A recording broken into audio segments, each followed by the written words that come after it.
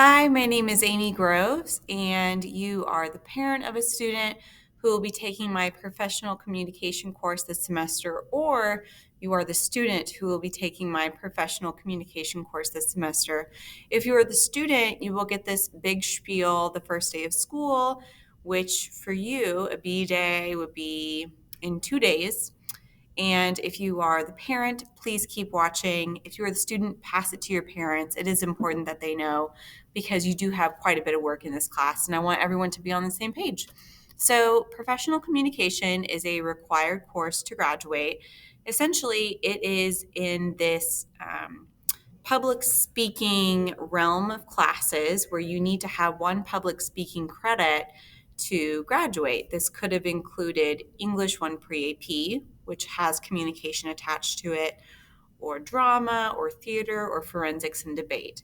So if you feel like you might have already done this communication credit, be sure to go see your counselor, double check that before you continue to take this class for the whole semester. Now, most of you are taking this class because you're not interested in drama or theater or forensics debate. And so you are getting your communication credit through a communication class, which is great. And it's actually really helpful for your personal life and your professional life moving forward. So, professional communication, what is it? It is a class that is geared towards helping you communicate professionally in the outside world after high school.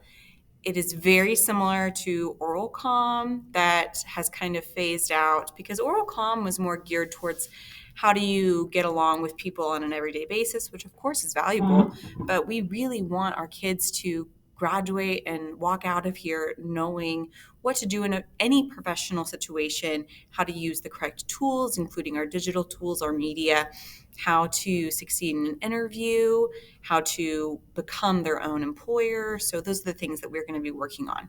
So, our class, in a nutshell, the things you need to know: it is worth half a credit, it is required to graduate if this is your only communication credit, which for most of you it will be. That's why you're in here.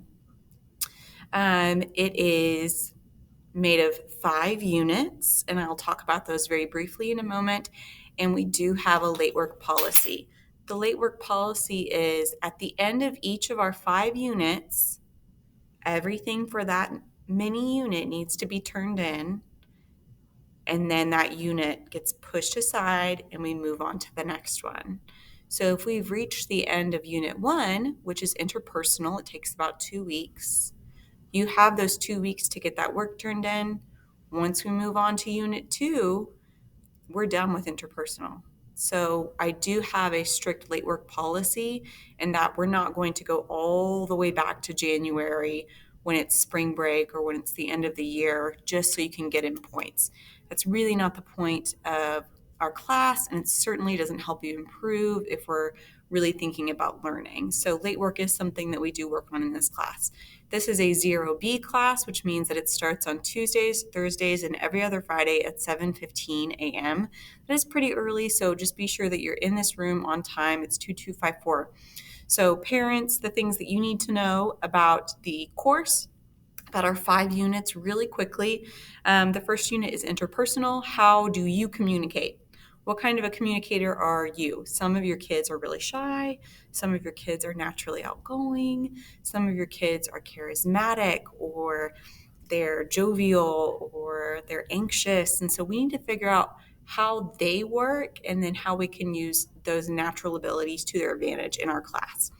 The second unit is business etiquette, how to communicate in a professional environment that is appropriate.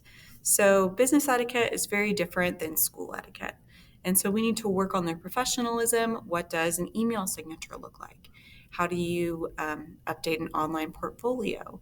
How do you look when you show up for a job interview? Things like that.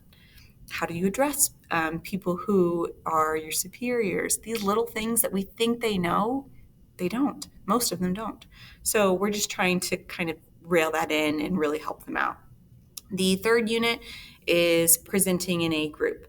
How well can you come together as a group, take a task, divide it up, and create a huge group presentation based on an editorial about change, being some sort of an advocate for change in our society? The fourth unit is listening and evaluation. Taking an evaluation and listening to that feedback and being able to understand that it is not personal. An evaluation is meant to help you get better, not to bring you down. And when you're a teenager, that's really hard. So the listening and evaluation unit is really important to help us evaluate others in class and really soak in the fact that evaluations aren't personal.